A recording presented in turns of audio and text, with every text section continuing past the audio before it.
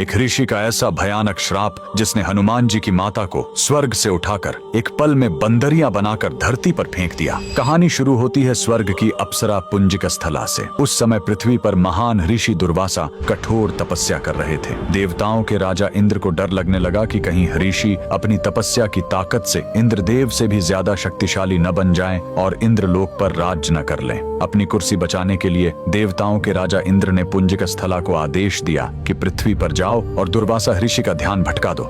इंद्र के आदेश पर वह ऋषि के आश्रम गए और उनकी तपस्या में बाधा डालने लगी। ऋषि दुर्वासा ने गुस्से में आंखें खोली और उसे श्राप दे दिया। तूने एक चंचल वानर की तरह हरकत की है, जा पृथ्वी पर तेरा चेहरा भी वानर जैसा हो जाएगा। अप्सरा ने रोते हुए ऋषि के पैर पकड़ लिए। तब ऋषि ने दया दिखाई और मुक्ति का उपाय बताया। जिस दिन तुम भगवान शिव के 11वें रुद्र अवतार को जन्म दोगी, तुम वापस अप्सरा बन जाओगी। इसी श्राप के कारण उस अप्सरा ने पृथ्वी पर वानर राज कुंजर के घर बेटी के रूप में जन्म लिया, जिनका नाम अंजना पड़ा। बड़ी होने पर उनका विवाह महान वानर योद्धा केसरी से हुआ, लेकिन श्राप से मुक्ति पाने के लिए उन्हें एक पुत्र की आवश्यकता थी। इसलिए माता अंजना ने हम्पी के इसी अंजनाद्रि पर्वत पर भगवान शिव की घोर तपस्या की। सालों की तपस्या से शिव जी प्रसन्न हुए और वायुदेव के माध्यम से अंजना के गर्भ में दिव्य शक्ति स्थापित की। और तब इसी पहाड़ी पर जन्म हुआ बजरंग बली का। हनुमान जी के जन्म लेते ही माता अंजना का श्राप टूट गया। आज कर्नाटक के हम्पी में स्थित